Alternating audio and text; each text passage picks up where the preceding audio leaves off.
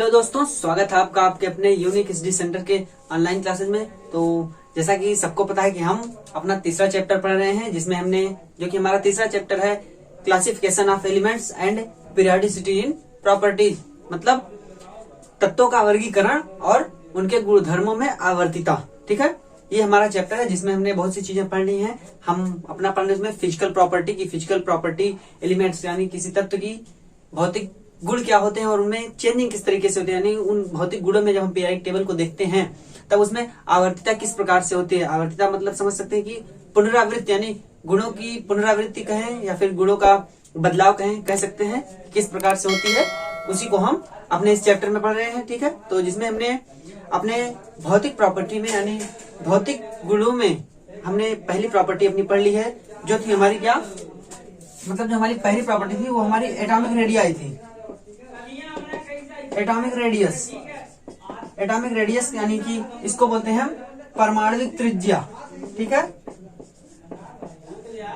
परमाणविक त्रिज्या, इसके बारे में हमने पूरी जानकारी प्राप्त कर ली है। ठीक है, तो अब हम चलते हैं अपनी दूसरी प्रॉपर्टी की तरफ, जो कि ये भी बहुत ही महत्वपूर्ण प्रॉपर्टी होगी और वो भी कहे तो कहीं ना कहीं एटॉमिक रेडियस की ही तरह, यानी कहे तो परमाणविक त्रिज्या की ही तरह वह भी होगी, जिसका नाम होगा क्या, आयनिक रेडियस यानी कि आयनिक त्रिज्या। अब बात करें तो आयनिक त्रिज्या क्या होती है, जैसे हमने एटॉमिक त्रिज्या यानी परमाणुविक त्रिज्या के बारे में पढ़ा कि किस तरीके से हम परमाणुविक त्रिज्या निकालते हैं। वैसे तो हम निकालते नहीं, इसके लिए बहुत से मेथड्स हैं, कहे तो बहुत से स्पेक्ट्रोस्कोपी विधियां हैं, यानी कहे तो बहुत से स्पेक्ट्रोस्कोपी विधियां हैं जिसके माध्यम से हमने एटॉमिक रेडियस निकाला यानी परमाणुविक त्रिज्या निकाला। ठीक उसी तरीके से बहुत सी स्पेक्ट्रोस्कोपिक विधियों के द्वारा ही हम आयनिक त्रिज्या का भी डिटर्मिनेशन करते हैं, यानी कि आयनिक त्रिज्या को भी प्राप्त करते हैं। ठीक है, लेकिन अब जिस तरीके से हम जब एटॉमिक रेडियस पढ़ रहे थे तब उसमें हमने देखा था कि हम कोई भी दो मेटल लेते थे, इसके बीच में, ठीक है, इन एटम्स के बीच की जो ये सिंगल बॉन्ड होता था, ठीक है, यानी ये जो बॉन्ड होता था, जनरली हम बोले तो इसको कोवेलेंट बॉन्ड बोलते हैं, लेकिन मेटल्स में ये मेटलिक बॉन्ड कहलाते हैं, नॉन मेटल में ये कोवेलेंट बॉन्ड कहलाते हैं, और जब ये मेटल और नॉन मेटल दोनों मिलकर बॉन्ड बनाते हैं तब उसको हम बोलते हैं आयनिक बॉन्ड। ठीक है, तो कहें तो इस बॉन्ड की दूरी को, यानी इन दोनों एटम्स के बीच की दूरी को नाप के उसका आधा करते हैं, तब वही हमारी कहलाती है एटॉमिक रेडियस यानी कि परमाणु त्रिज्या। ठीक है, तो ठीक इसी तरीके से हमें आयनिक त्रिज्या के बारे में भी ज्ञात करना है कि आयनिक त्रिज्या क्या होती है। ठीक है, लेकिन उससे पहले हमको जानना होगा कि आयन क्या होते हैं। तो परमाणु त्रिज्या में तो हमें पता था कि परमाणु क्या होते हैं, लेकिन अब हम क्योंकि हमारा दूसरा चैप्टर था एटॉमिक स्ट्रक्चर यानी कि परमाणु संरचना, उसमें हमने परमाणु के बारे में बहुत अच्छे से जानकारी प्राप्त की है। ठीक, तो अब हमको देखना होगा कि आयन क्या होते हैं। क्या होते हैं आयन, सुना तो होगा सबने। सीधे भाषा में बात करें तो आयन वे स्पेसीज या वे कण होते हैं जिसपे कोई ना कोई चार्ज हो। चार्ज कैसा बात है, चार्ज तो चार्ज हमको पता है कि चार्ज एक होता है प्लस चार्ज और दूसरा होता है माइनस चार्ज। ठीक है, यही दो चार्ज के बारे में हमने पढ़ा, इससे अलग कोई तीसरा चार्ज तो हमने पढ़ा नहीं है। ठीक है, ना तो कोई आपको इससे अलग तीसरा चार्ज पढ़ाएगा, सिर्फ यही दो चार्ज, एक प्लस और दूसरा माइनस।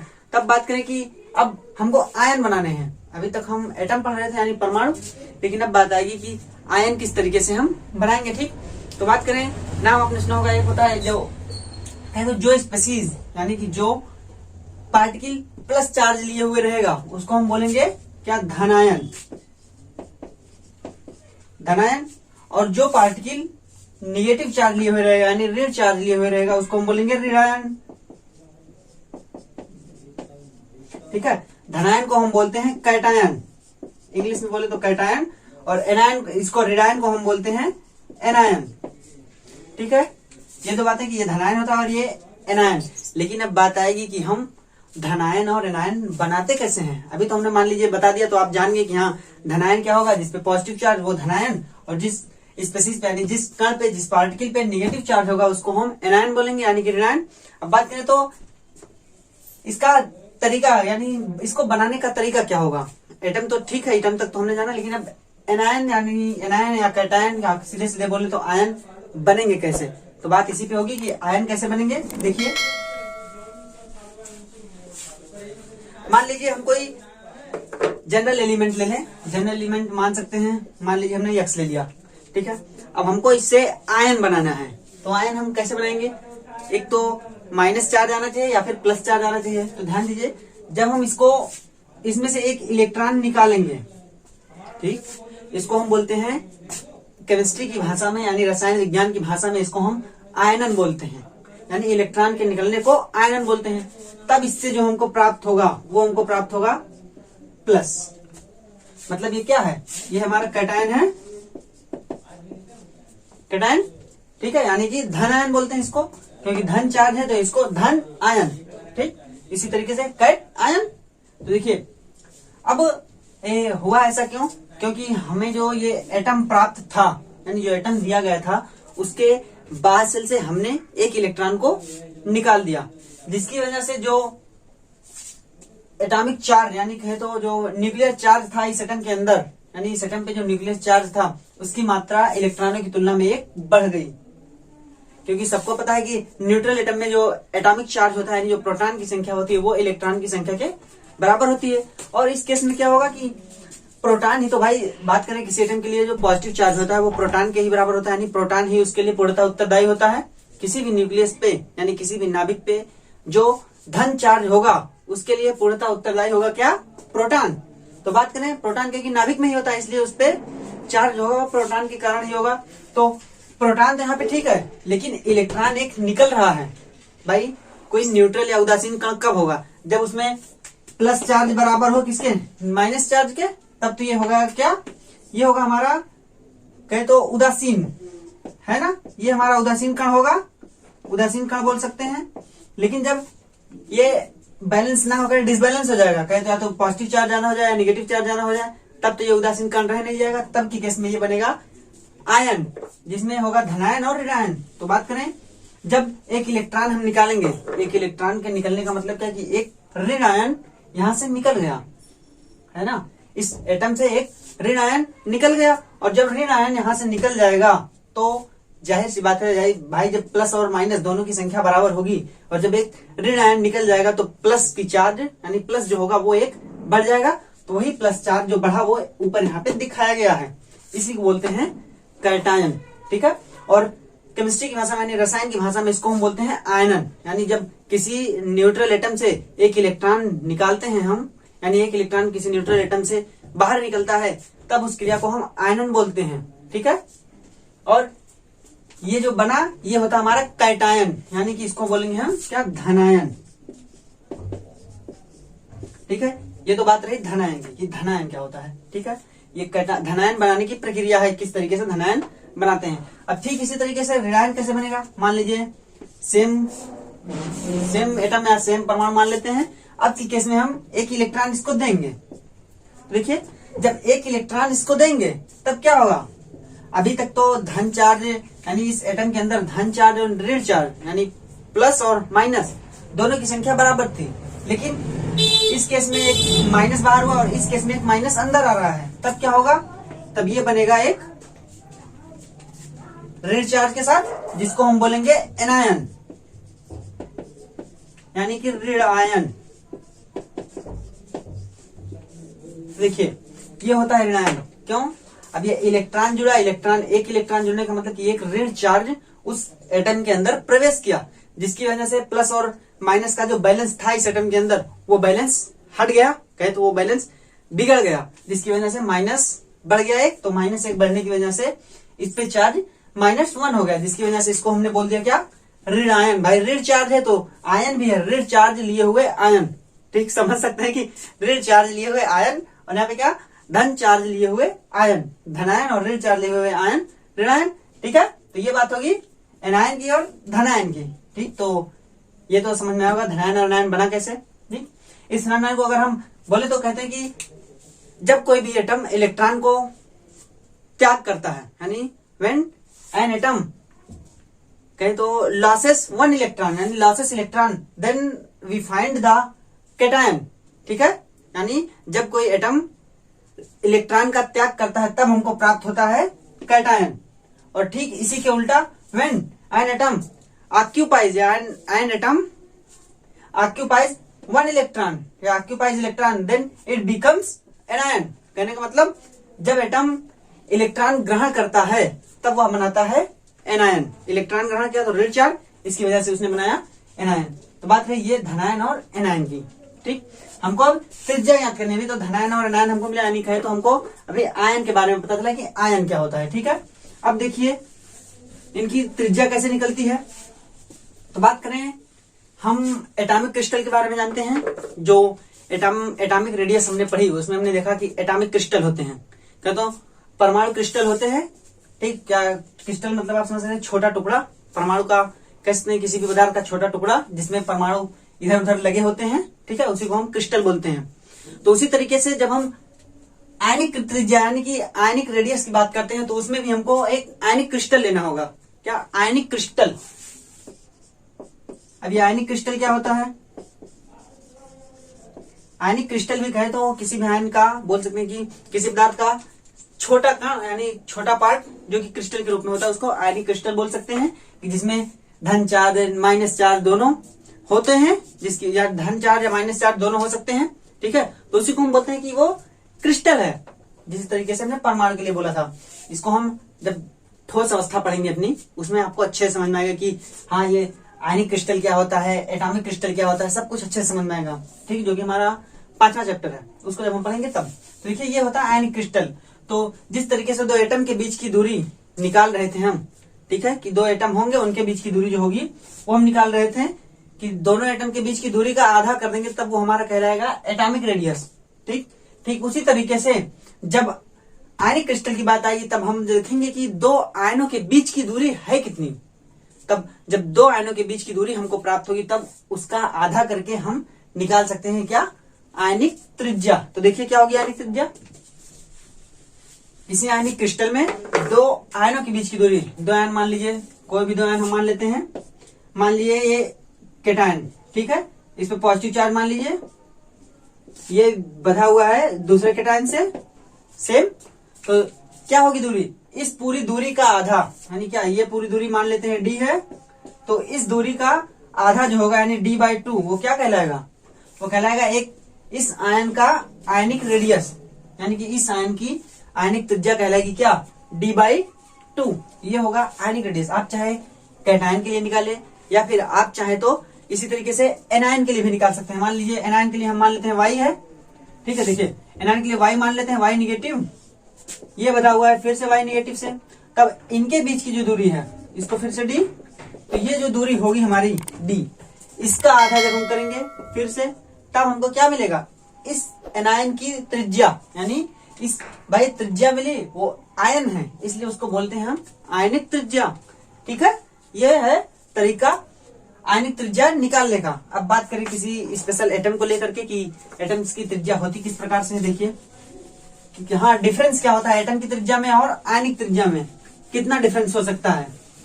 इसको जनरली वही बोल दिया जाता है कि जिस तरीके से हम एटॉमिक त्रिज्या यानी परमाणु त्रिज्या निकालते हैं, ठीक उसी तरीके से हम आयनिक त्रिज्या भी निकालते हैं, या कहे तो आयनिक रेडियस भी प्राप्त करते हैं। तो देखिए हम अगर एग्जाम्पल के स्वरूप लें कि एग्जाम्पल लेके आपको बताएं, तो अगर हम एग्जाम्पल में तो आप देख सकते हैं कि हम सोडियम अगर लें, सोडियम सिंबल से सब वाकिफ हैं, और एक ने हम सोडियम आयन, क्या हुआ है यहाँ पे, इसने एक इलेक्ट्रॉन का त्याग किया, इस मूल एटम ने एक इलेक्ट्रॉन का त्याग किया है, तब जाके ये धनायन बना है यानी कि सोडियम आयन बना है। तो इसके लिए आप देखेंगे कि जो इसका जो आयनिक रेडियस होता है, यानी सोडियम जो यानी जो सोडियम है उसका जो आयनिक रेडियस होता है वो होता है हमारा 186 pm, यानी इसको हम बोलते हैं पिकोमीटर। ठीक है, ये हमारा 186 पिकोमीटर। भाई जिस तरीके से हमारा एटम बहुत छोटा होता है, बहुत माइन्यूट पार्टिकल होता है, ठीक उसी तरीके से आयन भी बहुत ही माइन्यूट पार्टिकल है, तो बहुत छोटा पार्टिकल होता है। ठीक है, इसलिए हम इसकी जो रेडियस है वो हम पिकोमीटर में नापते हैं। ठीक, तो ये सोडियम के लिए कौन से, सोडियम जब आइसोलेटेड एटम के रूप में कहें तो अकेला सोडियम एटम है, उस पर कोई चार्ज नहीं है, तब की केस में ये उसकी रेडियस होगी क्या, रेडियस।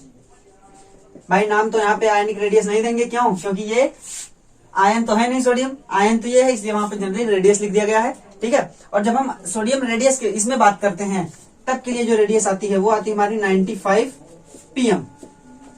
तो अब इतना डिफरेंस 95 pm और 186 pm कहे तो जनरली आधे के बराबर मान सकते हैं, 9 9 18 और 5 10, ठीक है, आधे के बराबर लगभग मान सकते हैं इसको। तो ये हमारा रेडियस किसका, सोडियम का और सोडियम आयन का।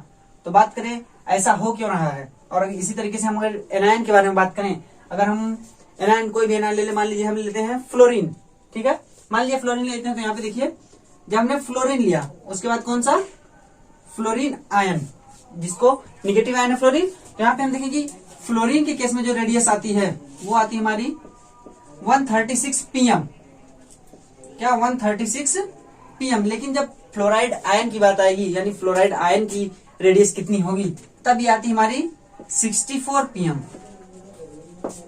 तो यहाँ पे हो सकता है आप कंफ्यूज हो गए हो कि यहाँ पे आयन बना तो 64 यानी मेन से जो मूल कण था, यानी मूल एटम था, मूल एलिमेंट, उससे कम हो गया। लेकिन यहाँ की तुलना में देखिए, यहाँ की तुलना में हम रेडियस देखेंगे, यहाँ पे देखिए सोडियम, जब मूल सोडियम था, क्या जब मूल सोडियम था हमारा, तब की केस में 186 pm हमारा था, यानी 186 पिकोमीटर था। और जब सोडियम आया यानी Na+ आया, तब की केस में 95 हो गया, ठीक है, ये है। लेकिन अभी हम देखेंगे कि ये जो है हमारा 64 और pm, ये देखिए थोड़ा सा डिफरेंस है इसमें, ये कम होगा लेकिन ये ज्यादा होगा। क्यों ऐसा होगा, यहाँ पे 186 यानी सोडियम का जो मूल एटम होता है कैटायन की तुलना में, तो कैटायन में मूल एटम से छोटी होती है साइज, ठीक है, कैटायन की साइज जो होती है वो उसके मूल एटम से छोटी होती है। लेकिन एनायन की बात करेंगे तो एनायन की साइज जो होती है वो मूल एटम से बड़ी होती है। कहें तो फ्लोरीन की साइज जो होगी वो होगी 64, ये हमने यहाँ पे उल्टा लिख दिया था, ठीक है, 64 हमको नीचे लिखना था, ठीक। और ये जो होगा फ्लोराइड आयन के लिए जो होगा वो 136 होगा, 136 pm यानी 136 पिकोमीटर, ये होता है रेडियस। तो बात करें अब ऐसा क्यों हो गया कि जब कैटायन की बात आई, जब बात कैटायन की आई तब साइज हमारी मूल एटम से छोटी हो गई, आयनिक रेडियस मूल एटम से छोटी हो गई। लेकिन जब बात निगेटिव आयन की यानी एनायन की आई, तब जो साइज थी वो हमारी बड़ी हो गई, है ना। देखिए मूल एटम 64 यानी 64 पिकोमीटर था, लेकिन जो हमारा एनायन बना वो 136 पिकोमीटर हो गया। लेकिन वही बात करें सोडियम के लिए, तो सोडियम का मूल एटम था 186 pm यानी 186 pm, लेकिन सोडियम आयन जो बना उसके लिए कितना हुआ 95 पिकोमीटर। तो बात करें ऐसा हो क्यों रहा है, ठीक है भाई, आयन बने तो साइज तो एक क्रम से होनी चाहिए, या तो बढ़ेगी या तो घटेगी, लेकिन ये गड़बड़ हो रहा है कि एक तरफ बढ़ रही है और दूसरी तरफ हमारी साइज घट रही है। तो ऐसा होने का एक कारण है क्या भाई, हमने देखा कि हम जब कैटायन और एनायन बना रहे हैं तो किसका इनटेक या कहे तो किसका त्याग हो रहा है, यानी कहे तो कौन ग्रहण किया जा रहा है और कौन त्याग किया जा रहा है, दोनों में सेम चीज यानी इलेक्ट्रॉन। ये जो इलेक्ट्रॉन हमारा है, सारा खेल इसी का है, साइज के ऊपर सारा खेल इलेक्ट्रॉन का ही है। तो किस तरीके से इलेक्ट्रॉन इन सब के ऊपर काम करता है, देखिए आप, समझाऊं आपको, देखिएगा। अभी देखिए अगर मान लीजिए हम कोई भी एटम लें, मान लीजिए हम सोडियम ही लेते हैं, ठीक है, सोडियम और फ्लोरीन, तो मान लीजिए हमने सोडियम लिया, तो सोडियम में इलेक्ट्रॉन की संख्या कितनी होती है 11, है ना, 11। देखिए सोडियम में इलेक्ट्रॉन की संख्या होती है 11, ठीक। तो अगर हम इसमें इलेक्ट्रॉनों को भरते हैं, अभी देखिए इलेक्ट्रॉनों को भर के दिखाएं, तो सोडियम 1 2 3 तीसरे में, यानी कि 3 कक्षाएं बनेंगी। देखिए 1 2 और ये 1 हमारा हो गया 3, 11। तो कितने कितने इलेक्ट्रॉन होते हैं, पहले तो 2, तो इसमें 2 इलेक्ट्रॉन हम दिखाएं, 1 इलेक्ट्रॉन और 1 इलेक्ट्रॉन, ठीक है। फिर 1s या 2s, ठीक है, बोल सकते हैं 2 8 8 8 2s छोड़िए, इलेक्ट्रॉन कॉन्फिगरेशन छोड़िए, ये देखिए 2 इलेक्ट्रॉन, इसके बाद कितना 8 इलेक्ट्रॉन होता है। तो 8 इलेक्ट्रॉन यहाँ पे भर दीजिए हम, 1 इलेक्ट्रॉन, 2 इलेक्ट्रॉन, 3 इलेक्ट्रॉन, 4 5 6 7 और 1 8 इलेक्ट्रॉन हो गए। फिर बात करें कितने हो गए 10 हो गए, इसमें टोटल संख्या होती है 11। अब 1 बचा, तो 1 हमारा लास्ट वाली कक्षा में, ठीक है, ये 1, ये क्या था, देखिए ये हमारा था इलेक्ट्रॉन, 11 हो गए। अब बात करें सोडियम आयन की, तो देखिए क्या होगा, ये हमारा सोडियम आयन, एक चार्ज है इस पे, एक चार्ज होने की वजह से क्या होगा, एक इलेक्ट्रॉन का त्याग, तो एक कक्षा और दूसरी कक्षा, और मान लिया हमने तीसरी कक्षा भी बना दी। क्या तीसरी कक्षा बनाने से कोई फायदा हमारा होगा? अब देखिए इलेक्ट्रॉन भरते हैं इसमें कितने, पहले में 2 2, दूसरे में 8 इलेक्ट्रॉन, 1 2 3 4 5 6 7 और 1 8 इलेक्ट्रॉन हुए। लेकिन क्या तीसरे इलेक्ट्रॉन हमारे पास है, यानी जो तीसरी ऑर्बिट में, तीसरी कक्षा में जो जाएगा वो हमारे पास इलेक्ट्रॉन बचा हुआ है नहीं ना, 8 ही वहां पे हो गए और 1 इलेक्ट्रॉन का हमने त्याग कर दिया, यानी जो ये वाला इलेक्ट्रॉन था हमारा इसका हमने त्याग कर दिया, इसलिए इस कक्षा को हम मिटा भी सकते हैं, कोई फायदा नहीं इसको होने से। भाई इलेक्ट्रॉन जब त्याग कर दिया गया तो कमरा रहने की क्या जरूरत है, घर से सदस्य कोई चला जाए तो इसके लिए कमरा अलग से रखने की क्या जरूरत है भाई, है ना, जाहिर सी बात है अगर कोई सदस्य हो घर में और वो घर से चला जाए तो इसके लिए कमरा रखने की क्या जरूरत है। तो आप देखेंगे यहाँ पे साइज देखिए, जब ये इलेक्ट्रॉन था तब साइज तो इतनी बड़ी थी हमारी, लेकिन जब ये केस हुआ यानी कि प्लस चार्ज धनायन बना तब की तुलना में साइज देखिए क्या होगी, छोटी होगी नहीं, है ना। तो इसी तरीके से जितना ज्यादा प्लस चार्ज यानी जितना ज्यादा पॉजिटिव चार्ज किसी एटम के ऊपर लगता जाएगा उसकी साइज उतनी ही छोटी यानी उतनी कंप्रेस होती जाएगी, ठीक है, कहे तो सिकुड़ता जाएगा। जितना ज्यादा पॉजिटिव चार्ज होगा, कहे तो इस पे अगर हम और भी पॉजिटिव चार्ज लगाए तो ये साइज और भी छोटी हो जाएगी। क्यों? क्योंकि ये इलेक्ट्रॉन तो और भी निकलते जाएंगे और जिस तरीके से इलेक्ट्रॉन निकलेंगे, बात यहाँ पे ये इलेक्ट्रॉन निकले लेकिन जो पॉजिटिव चार्ज है, प्रोटॉन की संख्या जो न्यूक्लियस में है वो उस पर कोई इफेक्ट नहीं पड़ रहा है। उसके ज्यादा होने से जो बाहरी इलेक्ट्रॉन होगा उस खिंचाव, जो अट्रैक्शन फोर्स की बात हम लोग करते हैं, दो डिफरेंट चार्जेस के बीच दो जो अट्रैक्शन फोर्स यानी आकर्षण बल की बात हम लोग करते हैं, वो यहाँ पे हर समय विद्यमान है। और जितना एक चार्ज हटता जाएगा यानी निगेटिव चार्ज जितना हटता जाएगा, पॉजिटिव चार्ज जो होगा वो बाहर वाले निगेटिव चार्ज को और तेजी से खींचता हुआ जाएगा, कहे तो सिकोड़ लेगा, अपने पास खींचेगा। यही कारण होता है कि जो साइज होती है धनायन की वो मूल एटम से छोटी होती है। ये बात हुई धनायन के लिए। अब इसी तरीके से बात करेंगे हम एनायन के लिए कि एनायन के केस में क्या होता है। देखिए आप, एनायन के लिए हम लेते हैं फ्लोराइड आयन और फ्लोरीन एटम। तो वो क्यों होता है, देखिए हमने लिया फ्लोरीन और एक हम लेते हैं फ्लोराइड आयन, ठीक है। अब देखिए 1 और 2, भाई 2 ही होते हैं इसमें, 10 ज्यादा फ्लोरीन में होते नहीं कक्षाएं, यानी 2 ही सेल होते हैं, 1 और 2, ठीक है। अब देखिए क्या होगा इसमें, भाई इसमें फ्लोरीन यानी कि 9 है, तो देखेंगे आप फ्लोरीन के लिए 9 ही होता है भाई, 7 8 ऑक्सीजन और फ्लोरीन 9। तो देखिए क्या होगा, फ्लोरीन में 9 तो पहले में कितनी है, 2 इलेक्ट्रॉन, 1 इलेक्ट्रॉन और 2 इलेक्ट्रॉन। दूसरे के लिए कितने बचे, यहाँ पे फ्लोरीन ये है, देखिए 1 इलेक्ट्रॉन और 2 इलेक्ट्रॉन। अब बचे हमारे पास 7 इलेक्ट्रॉन, तो दूसरे में 8 होते हैं तो 7 हमने भर दिए, 1 2 3 4 5 6 और 1 7। तो हो गए हमारे कितने, 3 2 5 4 9 इलेक्ट्रॉन। अब जब 1 इलेक्ट्रॉन और आया यानी फ्लोरीन ने 1 इलेक्ट्रॉन को और ग्रहण किया, तब के लिए क्या बना, 1 इलेक्ट्रॉन फ्लोरीन ग्रहण कर रहा है, तब की तुलना में इसके पास 10 इलेक्ट्रॉन हो गए। लेकिन जो प्रोटॉन की संख्या है वो अभी भी 9 ही है, तो 10 हो जाएगी। तब देखिए क्या 2 हो गए हैं, 8 यहाँ पे और 1 2 3 4 5 6 7 और 1 8, ठीक है। अब 10 इलेक्ट्रॉन इसके पास हो गए। तो आप सोचिए, सोचने वाली बात है कि जितने ज्यादा इलेक्ट्रॉन किसी कक्षा में जाएंगे वो रिपल्सन उतना ज्यादा होगा। वो प्रोटॉन और इलेक्ट्रॉन के बीच नहीं, इलेक्ट्रॉन और इलेक्ट्रॉन के बीच जो रिपल्सन होगा वो ज्यादा होगा, है ना भाई। सेम चार्जेस के बीच में रिपल्सन यानी प्रतिकर्षण बल कार्य करता है। तो जब इलेक्ट्रॉन की संख्या यहाँ पे ज्यादा होती जाएगी तब जो प्रतिकर्षण बल होगा वो अधिक होता जाएगा, और प्रतिकर्षण बल अधिक होने की वजह से ये जो कक्षा होगी वो कहीं ना कहीं और बड़ी होती जाएगी। भाई जितना ज्यादा प्रतिकर्षण होगा इलेक्ट्रॉनों के बीच की दूरी उतनी ज्यादा बढ़ जाएगी, और जितनी ज्यादा इलेक्ट्रॉनों के बीच की दूरी बढ़ेगी ये जो कक्षा होगी हमारी वो एक्सपैंड करेगी, ठीक है। यानी एक्सपैंड करेगा मतलब वो बढ़ेगी। यहाँ पे तो सेम तो भाई न्यूट्रल था, कोई दिक्कत नहीं, एकदम स्टेबल, लेकिन यहाँ पे अनस्टेबिलिटी आ गई। और ये क्या, जो इलेक्ट्रॉन जुड़ा वो उसकी इलेक्ट्रॉन के आने की वजह से जो रिपल्सन फोर्स था, यानी जो शिल्डिंग बोल सकते हैं कि जो शिल्डिंग थी बाहरी इलेक्ट्रॉन की अंदर के इलेक्ट्रॉनों के दोनों शिल्डिंग थी वो बढ़ गई।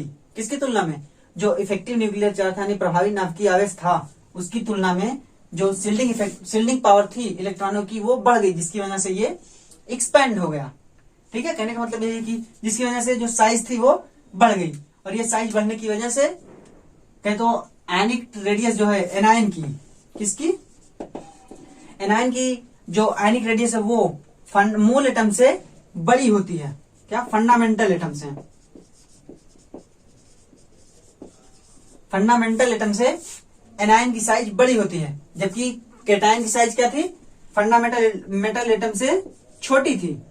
क्या? कैटायन की।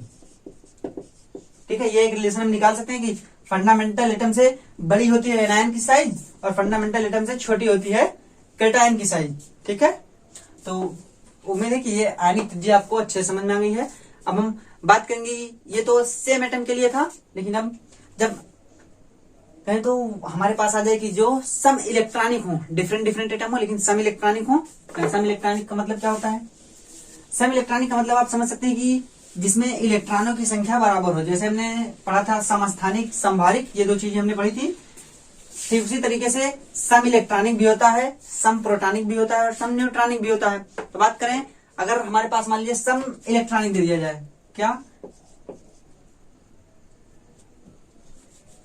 सम इलेक्ट्रॉनिक हिंदी में बोलते हैं, इंग्लिश में उसको बोलते हैं आइसो इलेक्ट्रॉनिक। आइसो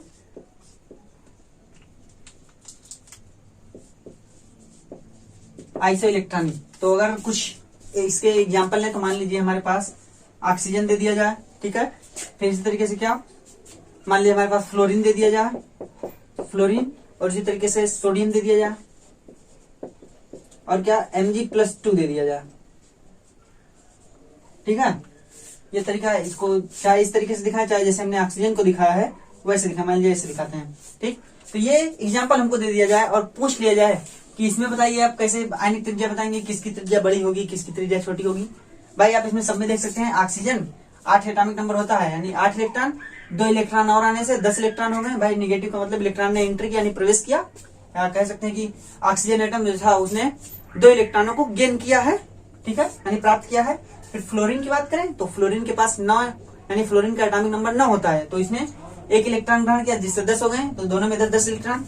सोडियम की बात करें तो इसका एटॉमिक नंबर 11 होता है, लेकिन प्लस लगने की वजह से इसने 1 इलेक्ट्रॉन त्याग दिया है, तो क्या हो गया, 10 इलेक्ट्रॉन। मैग्नीशियम का एटॉमिक नंबर 12 होता है, यानी उसमें इलेक्ट्रॉन की संख्या भी होती है 12, लेकिन 2 प्लस चार्ज लगने की वजह से इसने 2 इलेक्ट्रॉनों का त्याग किया है, जिसकी वजह से इसमें जो भी इलेक्ट्रॉनों की संख्या हो गई 10। अब बात करें साइज किस प्रकार से होगी इनकी, है ना, बात आएगी साइज की, किस प्रकार से इनकी साइज होगी, बढ़ेगी घटेगी, किसकी ज्यादा होगी किसकी कम। तो मैंने बताया था कि जितना ज्यादा पॉजिटिव चार्ज का मान बढ़ेगा, ठीक है, क्या, जितना ज्यादा पॉजिटिव चार्ज का मान बढ़ेगा, जो साइज होगी वो उतनी छोटी होगी। ठीक है, जितना ज्यादा पॉजिटिव चार्ज का मान बढ़ेगा, जो साइज होगी वो छोटी होगी। और जितना ज्यादा निगेटिव चार्ज का मान बढ़ेगा, यानी निगेटिव चार्ज जितना बढ़ाते जाएंगे उतना ही ज्यादा उसकी, उस एटम की, यानी उस पर्टिकुलर एटम की साइज बढ़ती चली जाएगी। ठीक है, तो ये बात हो गई। तो यहाँ पे बात करें तो किसकी साइज सबसे बड़ी होगी भाई, यानी सबसे पहले सबसे छोटी साइज लिखते हैं, उसको बोलते हैं हम क्या, इंक्रीजिंग ऑर्डर। तो इंक्रीजिंग ऑर्डर में लिखते हैं, देखिए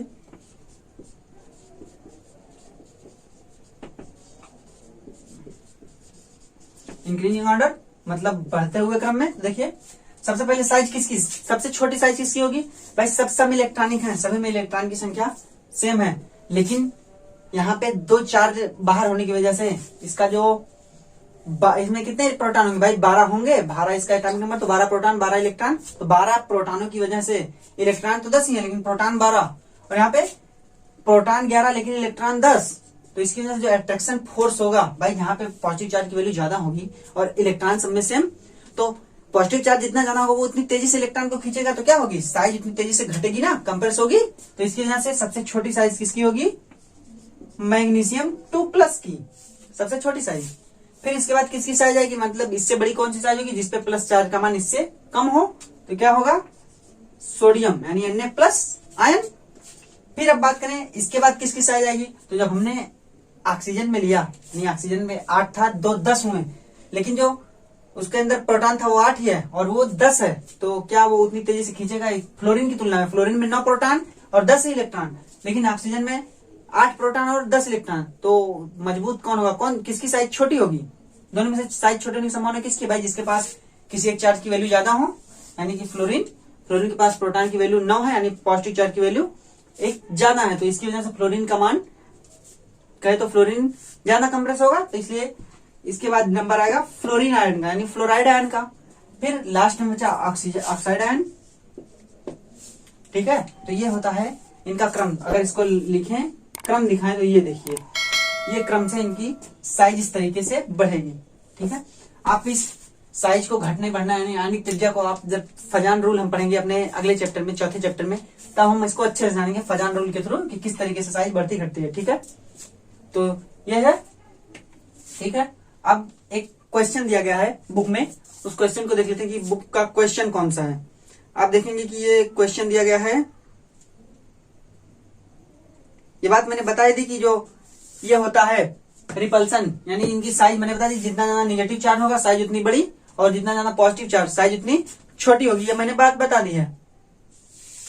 और ये भी बताया कि रिपल्सन जो कुछ भी होता है वो इलेक्ट्रॉनों के इलेक्ट्रॉन रिपल्सन और इलेक्ट्रॉन प्रोटॉन अट्रैक्शन, या फिर बोले तो पॉजिटिव चार्ज प्रोटॉन को हम बोलते हैं इफेक्टिव न्यूक्लियर चार्ज, इन दोनों के कारण ही होता है। जब इलेक्ट्रॉन रिपल्सन ज्यादा होगा तब की तुलना में किससे, इलेक्ट्रॉन रिपल्सन उसको हम बोल सकते हैं शील्डिंग इफेक्ट। तो जब इलेक्ट्रॉन रिपल्सन ज्यादा होगा इफेक्टिव न्यूक्लियर चार्ज की तुलना में तब साइज बड़ी होगी, लेकिन जब इफेक्टिव न्यूक्लियर चार्ज ज्यादा होगा इलेक्ट्रॉन रिपल्सन की तुलना में तब उसकी साइज छोटी होगी। ठीक है, यही बात है। अब क्वेश्चन देखिए, एक दिया गया है, यहां भी दिया गया है कि लार्जेस्ट साइज किसकी होगी। अभी देखिए, अब ये तो सब इलेक्ट्रॉनिक हो गए। ठीक है, अब बात करें जो क्वेश्चन दिया गया हाथ में, देखिए मैग्नीशियम Mg और दिया गया है Mg2+, इसके साथ है एल्यूमिनियम और एल्यूमिनियम 3+, एल्यूमिनियम और एल्यूमिनियम 3+, ये दिया गया है। अब बात करेंगे इसकी साइज किस प्रकार से होगी। भाई आयन है, देखिए इसका एटॉमिक नंबर 12, इसका भी एटॉमिक नंबर 12 भाई सेम है, लेकिन इलेक्ट्रॉन की संख्या देखेंगे, यहाँ पे इलेक्ट्रॉन की संख्या क्या है 12, लेकिन यहाँ पे इलेक्ट्रॉन की संख्या है 10। ओके, यहाँ पे देखिए एल्यूमिनियम का एटॉमिक नंबर होता है हमारा 12, 13 होता है। ठीक है, तो 13 इसका एटॉमिक नंबर, तो इसमें इलेक्ट्रॉन की संख्या 13, लेकिन यहाँ पे इलेक्ट्रॉन कितने होंगे 10। ठीक, तो उसी तरीके से जैसे मैंने बताया कि जिसपे पॉजिटिव चार्ज की वैल्यू ज्यादा उसकी साइज छोटी, तो पहले हम देखेंगे किसकी साइज छोटी होगी, एल्यूमिनियम। भाई पॉजिटिव चार्ज ज्यादा है तो एल्यूमिनियम पहले लिखेंगे, एल्यूमिनियम 3+, ये हो गया। अब बात करें, ये तो ठीक है। अब किसकी साइज, यानी अब किसका क्रम होगा कि कौन सा है, तो इसके बाद का साइज, यानी ये तो सबसे छोटा मान सकते हैं कि सबसे छोटा है ये। अब इससे बड़ी किसकी साइज होगी, तो आप देखेंगे कि इससे बड़ी हमारी साइज किसकी होगी भाई बताइए। ये हो गया एल्यूमिनियम। अब बात करें चार्ज की, हमने चार्ज पे बात की है, तो इसमें 2 चार्ज है, 2+ चार्ज है, यानी मतलब 2 चार्ज तैरने की वजह से इस पे 10 इलेक्ट्रॉन हुए, यहाँ पे 13 इलेक्ट्रॉन अभी भी है।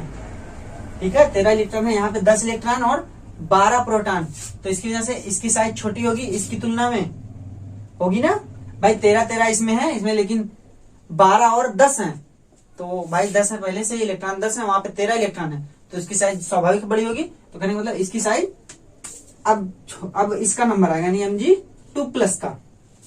ठीक है, और अब किसकी बारी आएगी, मैग्नीशियम और एल्यूमिनियम।